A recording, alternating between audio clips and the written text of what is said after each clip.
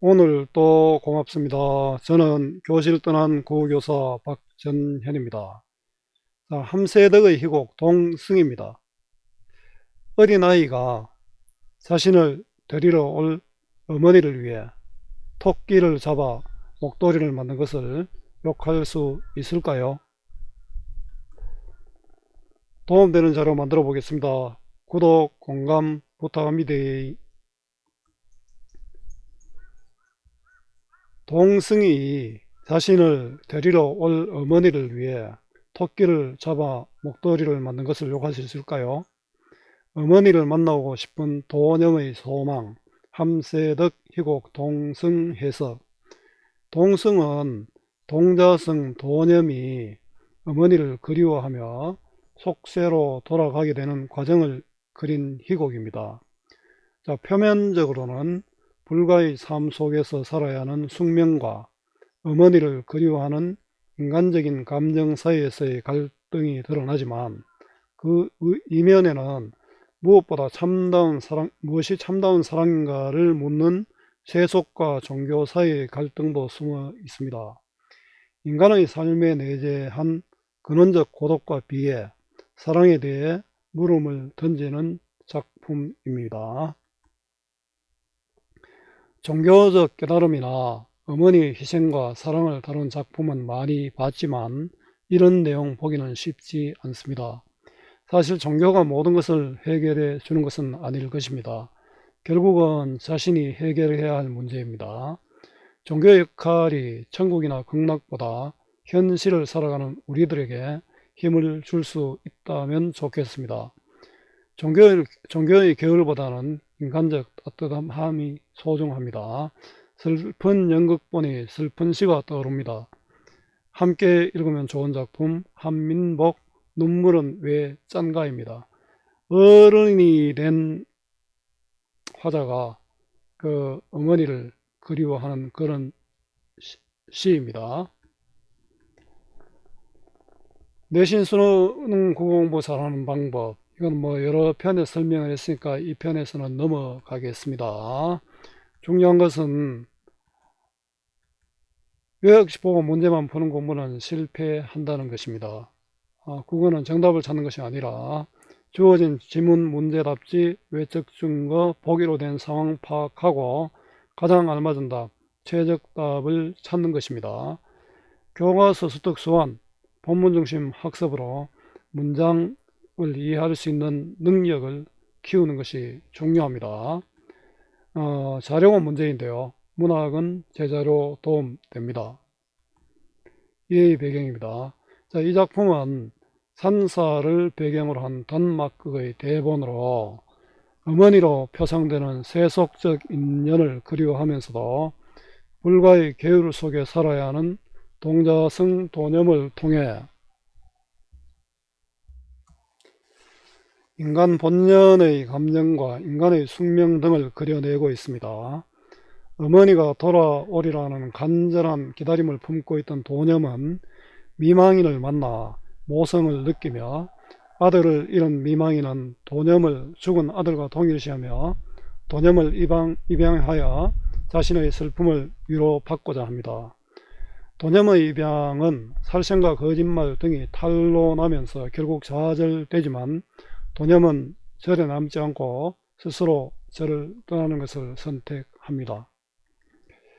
자, 이 작품은 표면적으로는 세속에 대한 동경과 종교적인 삶 사이의 갈등을 그리고 있으나 그 과정에서 도념을 이해하고 감싸주는 초보의 너그러움, 주지의 종교적 엄격함과 도념을 따뜻이 대하는 인간적 면모, 도념을 포기해야 하는 미망인의 심정 등이 어우러지면서 이면적으로는 더 깊은 사랑의 의미에 대해 생각해 보도록 하고 있습니다.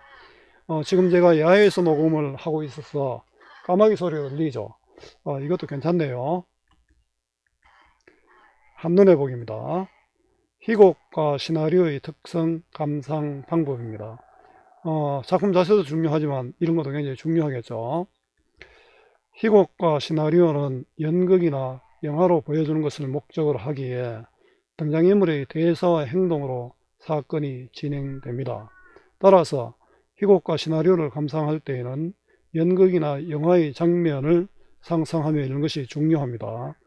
그러기 위해서는 대사와 지시문 또는 시나리오 용어 등을 고려하여 등장인물의 말과 행동, 무대와 배경, 촬영 기법 등을 구체적으로 살펴보는 것이 필요합니다. 희곡과 시나리오는 갈등을 중심으로 인생의 단면을 집약적으로 그려냅니다.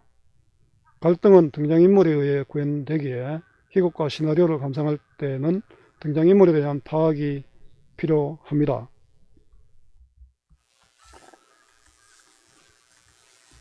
자, 등장인물의 성격을 파악하고 등장인물 간의 갈등 양상과 그 해결 과정에 대한 이해가 선행되어야만 작가의 의도를 파악할 수 있기 때문입니다. 자, 극문학의 내용을 이해하고 내면화하는 것은 인간의 삶과 사회 현상을 바라보는 시야를 넓히고 올바른 관점을 갖는 데도 도움을 줍니다. 인물 정리해 보겠습니다. 도념, 동승입니다. 어린이 승려죠. 여성과 사냥꾼 사이에서 태어난 어린 승려로 어머니를 그리워하다가 어머니를 찾아 절을 떠납니다. 주지, 도념에게 부모의 죄악을 상기시키며 불교의 도리를 가르치려고 하는 인물입니다. 도념에게 엄격하고 완고한 태도를 보이지만 도념을 보살피고 아끼는 마음을 지니고 있습니다. 초부, 나무꾼입니다. 도념을 이해하는 인간적 인물로 도념의 잘못을 뒤집어 쓰기도 합니다. 미망인, 서울한 대갓집 딸로 도념을 양자로 삼으려 했으나 주지의 설득으로 포기하고 현실에 순응하는 인물입니다. 미망인은 도념에게서 죽은 아들을, 도념은 미망인에게서 상상 속의 어머니를 떠올림으로써 서로 교감합니다. 자, 사건 정리해 보겠습니다. 자, 발단입니다. 깊은 산속 오래된 절의 동승인 도념은 파괴하고 떠난 어머니를 그리워하고 기다립니다. 전개, 죽은 아들의 제사죠. 지내려고 절을 찾은 미망인은 도념에게 정을 느끼며 양자로 드리려 합니다. 자, 여기는 주지는 미망인이 도념을 데리고 가는 것을 반대하고 미망인은 주지를 설득하려고 합니다.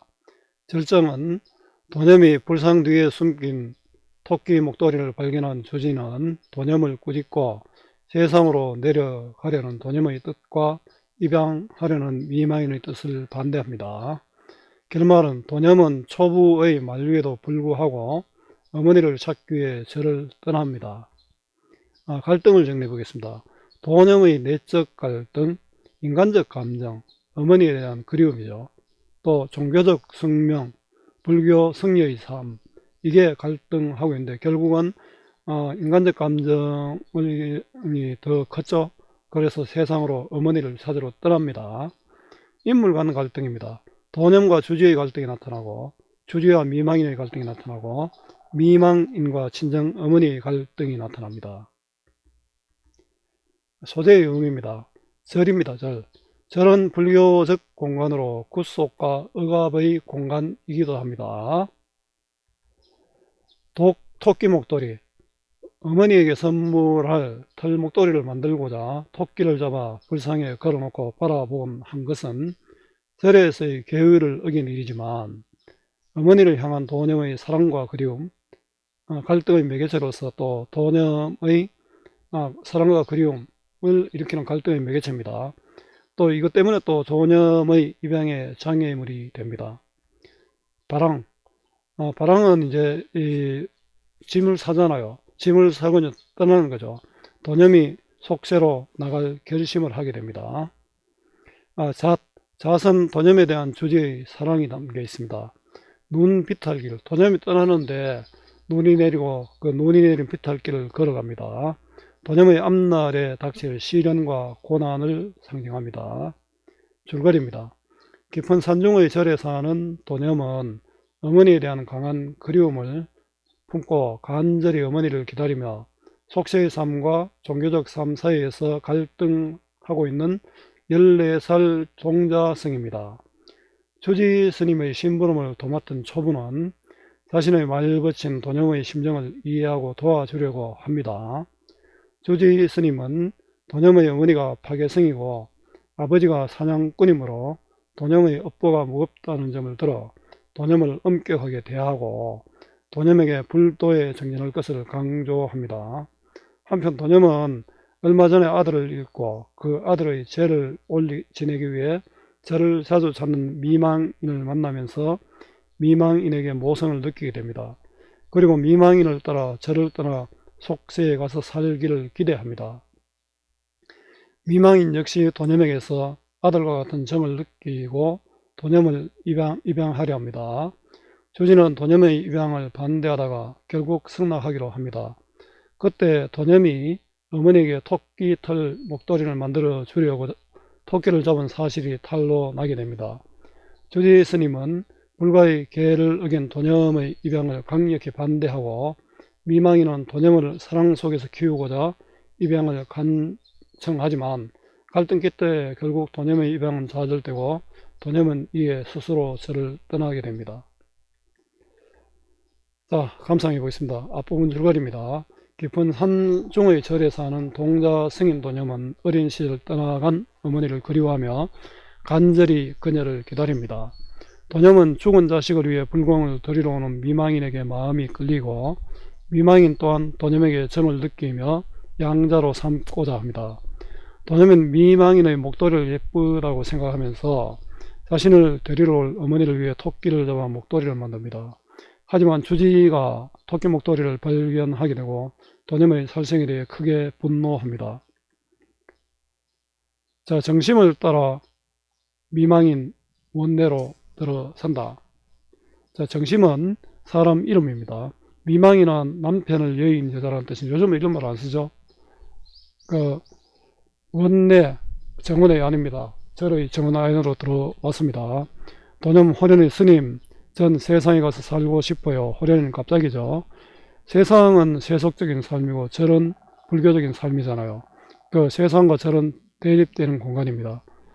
그 도념과 스님의 어떤 갈등 원인이 또 되기도 합니다. 주지에 닥쳐라. 사투리가 쓰이고 있습니다. 뭘 잘했다고 또 그런 소리를 하고 있니? 이런 말이 한 번이 아니라 여러 번이었다. 그 저를 떠나고 싶다는 게. 자, 토끼를 잡아 엄마를 위한 목도리를 만들었다가 들킨 도념입니다.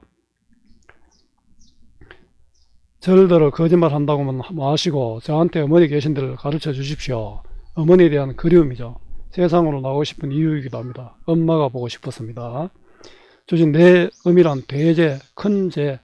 큰죄는 여성이 된 어머니가 사냥꾼을 만나 아이를 낳았습니다. 이게 파괴죠. 계율을 어긴 파괴잖아요. 또 그 아들을 키우지 않고 절에 맡겼으니 그러니까 대천지 원수가 됩니다. 너에게는 음이라기보다는 대천지 원수 큰 원수라는 게 마땅하겠다. 파괴는 계율을 어기는 거고요. 내 어미 죄의 피가 그 피를 받은 내 심줄에 가득 차 있다. 네 어미의 죄가 네한테 가득 차 있다 이런 뜻이죠. 너는 남이 한 번 해일 염주면 두 번을 해야 한다. 너는 남보다 더 열심히 기도를 많이 해서 죄를 씻어야 한다.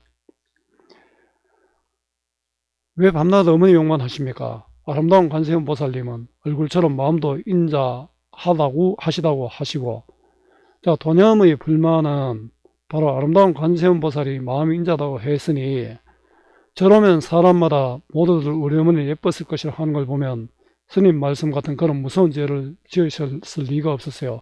우리 엄마도 죄를 짓지 않았다는 주장이죠. 어린이다운 상상입니다.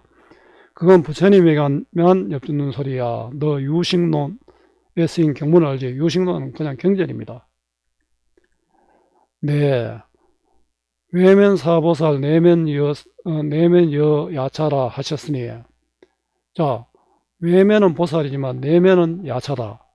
자, 내 의미는 바로 이 경문과 같이 얼굴은 보살님같이 아름답지만 마음은 야차같이 무슨 동물이야. 야차는 사람을 괴롭히고 해치는 귀신이다. 엄마에 대한 주지의 극단적인 평가입니다. 스님 그렇게 악마 같을 리가 없습니다. 내 아비의 죄가 내 어미에게도 옮아서 그러니라. 옴따니요. 내 아비는 사냥꾼이었거든. 하루에도 산짐승을 수마리씩 잡아. 살생을 금하는 불교의 관점에서 도념의 아버지가 지은 죄는 살생을 많이 했다. 그러니까 부처님의 가슴을 서늘하게 한 대악무도한 죄지. 큰 죄인이다. 크게 악하고 도리에 어긋난 자다. 너가 아버지는. 빨리 법당으로 들어가자. 내영수에 목욕하고 내가 부처님께 내가 저지른 죄를 모두 깨끗이 씻어주도록 기도해주마. 토끼를 잡아 목도리를 만들었습니다. 어머니를 생각하면 토끼를 잡아 목도리를 만들어가 불쌍히 걸어놓고 엄마 보고 싶다 기도했겠죠. 싫어요 싫어요 하루 종일 향불 냄새를 쐬면 골치가 어찌어찌래요. 절에는 향불이 중요하잖아요. 그 절이 싫다는 거죠. 절에서 떠난 도념의 마음입니다. 어머니를 찾아 떠나려는 도념과 말리려는 주지입니다. 이게 무슨 죄받을 소리니. 조용히 달려며 도념아 너 연못을 봐라. 연못은 세상의 본질을 일깨우기 위해 주지가 선택한 화제입니다. 5월이 되면 꽃이 피고 잎사귀에 구슬 같은 이슬이 구르고 있지 않니. 저렇게 깨끗한 잔잔한 연못도 한 겹 물만 보내보면 식으면 개흙투성이야. 자, 연못 봐라. 개흙투성이다. 자, 이 연못을 보니까 세상과 똑같다. 뭐냐면 겉으로는 깨끗하지만 속을 보면 완전히 흙투성이다. 개흙투성이는 속세를 비유합니다. 겉으로는 아름답지만 속은 그렇지 않다. 세상이 그렇다는 거죠. 그것뿐인 줄 아니 십년 묵은 이무기는 괴물 같은 존재입니다. 용이 되어 하늘로 올라가려고 햇바닥을 낼름거리며 비오기만 기다리고 있단다. 그 세상에는 이런 나쁜 존재들도 괴물들도 많다. 동네는 속세죠. 연못과 마찬가지야. 겉으로 보면 모두가 즐겁고 평화한 듯 하지만 속에는 모든 죄악의 진해는 먼지와 티끌입니다. 티끌은 그야말로 경문에 아래 세워져 있는 글자 그대로 오탁의 사바. 오탁의 사바는 5가지 더러움이 있는 인간 세상, 5가지 더러움이 있는 괴로움 많은 인간 세상이라는 뜻입니다. 도념을 설득하는 주지입니다. 아니에요. 모두 그렇지 않대요. 연못 속에는 연근이라는 부럭지가 있지 이무기는 없대요. 자, 주변 사람들에게 들은 말로 주지의 말을 반박하고 있습니다. 누가 그러든 누가 그래. 동네 사람들 올라올 적마다 물어봤어요. 속세에 대한 도념에 관심이 많았죠. 주지의 말보다 동네 사람들의 말을 믿고 있습니다. 그럼 동네 녀석들 하는 소리는 정말이고 내 말은 거짓이란 말이지. 경전이 부처님 말씀이 모두 거짓이란 말이지. 오, 이런 불가사리 같은 녀석 봤나. 불가사리는 독하고 고집이 센 사람. 즉위법이죠. 불가사리 같으니까 하고 펄펄 뛴다. 분노하는 주지입니다. 스님 바람대로 말이지 저는 이 자리에 있기가 싫습니다. 소망을 직접적으로 말하고 있습니다. 듣자 하니까 나중에 못하는 소리가 없구나. 오, 그 눈으로 날 보지 마라. 살생을 하더니 전신에 살은 살생 토끼 잡은 일이고요. 살은 모질고 독한 귀신 기운입니다. 너한테 귀신 붙었다. 도념과 주지의 갈등이 드러났습니다. 이번에 다다닥 소리 났죠. 딱따구리가 집을 짓고 있습니다. 연못을 비유하여 도념의 마음을 돌리려는 주지입니다. 자, 미망인 원내에 나온다. 그 뒤따라 그의 뭐. 자, 이런 걸 무대지시문이라 하죠. 자, 무대지시문과 이제 동작지시문이 있는데, 도념을 데려가려는 미망인과 안 된다는 미망인의 어머니가 찾아온 상황입니다. 처음에 데려가기로 했는데, 토끼를 잡아서 목도리를 만들고 해서 지금 주지가 반대를 하고 있잖아요. 근데 이 미망인의 어머니도 반대를 합니다. 도념 미망인에게 매달리면 어머니 저를 데려가 주세요. 응, 염려 마라. 염려 말라니요. 아씨, 그저 애를 데려가실 작정입니까? 그러면요. 친정모는 미망인의 어머니로 도념을 비판합니다. 못한다 넌 이해하는 짓. 살생하고 거짓말을 등을 했다는 거죠. 토끼를 잡아 목도리를 만들고 또 거짓말도 했고 지금껏 두 눈으로 똑똑히 보고도 이러니 요거는 미망인과 모 사이의 갈등이 나타나는 부분이죠. 어머니 바퀴에 더 한층 데려가고 싶은 생각이 솟았어요. 얼마나 어머니를 그리워했으면 그런 짓을 했겠어요. 지금 그 애를 바른 길로 이끌어가려면 내 사랑 속에서 키우는 것밖에 딴 도리가 없어요. 미망인의 도념에 대한 연민의 마음, 사랑이 필요하다. 친정모 얘는 전생에 제 부모의 죄를 받고 태어났기 때문에 자, 사냥꾼 아버지와 파괴성 어머니죠. 아무리 구하려고 해도 구할 수가 없단다. 홍역마마든. 홍역마마는 전염병입니다. 이렇게 피하지 못할 죄가 하나둘씩 쌓여서 발생하지 않니. 그래서 전부 다 이런 어떤 죄 때문이다. 얘보다 우리 인철이 영혼을 축원할 도리나 걱정해라. 인철이는 미망인의 죽은 아들입니다. 인철인 귀양 죽은 애니까 죄를 다시 지내면 그만 아니에요. 친정모 얘가 토끼 목도리를 존상은 불상입니다. 뒤에 감춰만 뒀다면 모를까. 젊은 별자는 밥을 차리는 사람입니다. 그래서 밥하는 사람이죠. 이 얘기를 들으니 어젯밤엔 그 더러운 것을, 목도리를 관세음보살님 목에다 걸어놓고 물끄러미 바라보고 있다는구나. 아마 관세음보살이 엄마라고 생각했겠죠. 자, 엄마처럼 예쁜 관세음보살이잖아요. 그래서 바라보고 있습니다. 정말 순수한 마음이죠. 미망인 울며 미칠 듯이 어머니 난 얘 없이는 살 수 없어요. 애당초 생각이나 안 먹었으면 모를까. 한번 먹어놓은 것이라 잃고는 살 수 없어요. 마음먹은 것 바로 도념을 양자로 삼으려는 것입니다. 주제 아씨께서 진정으로 얘를 사랑하신다면 눈앞에 두고 놀이개로 삼으시려고 하시지 말고 장난감처럼 다루지 말고 미리미리 마디마디에 사무쳐 있는 전생의 죄 속에서 영혼을 구하기 이절에 도우두십시오. 자기 한 몸의 죄만 아니라 제 아비, 제 어미의 죄도 씻어야 할 테니까 얘는 여간한 공덕을 쌓기 전에는 저승에 가서 무서운 지옥을 면치 못하게 될 것입니다. 자, 미망인의 생각을 이기적으로 평가하는 주지죠. 도념이 절에서 살아야 하는 이유를 종교적 시각으로 설명하고 있습니다. 도념 스님, 죽어서 지옥에 가더라도 난 내려가겠어요. 찾아오는 사람을 막지 않고 떠나는 사람 붙들지 않는 것이 우리 절 주의라고 말씀하시지 않으셨습니까? 저를 떠나고자 하는 강한 의지죠. 평소 주지의 말을 근거로 자신의 정당함을 강조합니다. 주지 열화같이 뜨거운 불길같이 노하며 수다스러운 말이 많아. 한번 못 간다면 못 간 줄 알아.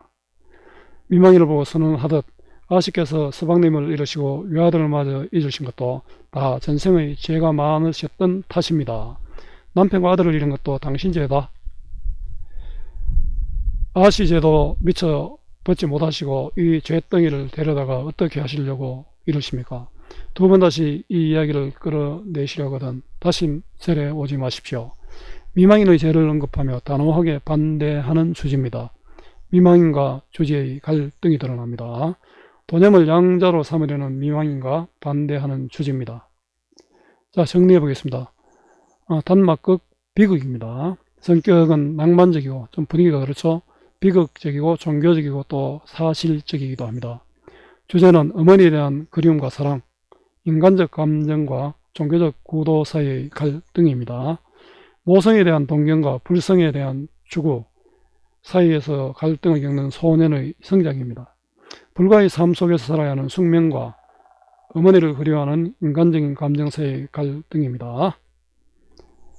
특징입니다. 배경은 초겨울 깊은 산중 어느 절이고요. 대립되는 공간적 배경, 절과 인간 세상이죠. 통해 주제의식을 드러내고 있습니다. 대사, 대화, 독백, 반백을 통해서 인물의 상황과 심리, 갈등이 나타나고 사건이 진행됩니다. 이거는 모든 국문학의 공통점입니다. 대사에는 비유적 표현과 직접적 표현, 직접 얘기도 막 하잖아요. 적절히 활용하고 있습니다. 인물의 동작, 표정, 말투를 지시하는 동작 지시문과 등장인물, 시간, 장소, 무대 장치, 음량, 조명을 지시하는 무대 지시문이 있습니다. 어머니를 향한 그리움과 기다림, 입양에 대한 기대감과 좌절감이 나타납니다. 인간의 삶에 내재한 근원적인 고독과 비애를 종교적인 감성으로 포착했습니다. 사투리를 사용하여 사실감을 높이고 있고요. 주지는 연못이라는 비유적 대상, 연못을 통해 도념을 설득하려 하고 도념은 동네 사람들의 말을 근거로 주지의 말을 반박합니다. 마지막 눈 내리는 배경을 걸어가는 도념을 통해 험난한 삶을 암시합니다. 수고 많았습니다. 제가 살아있는 한 좋은 자료로 보답하겠습니다. 네이버 구글 다음 어디서나 검색은 박전현입니다.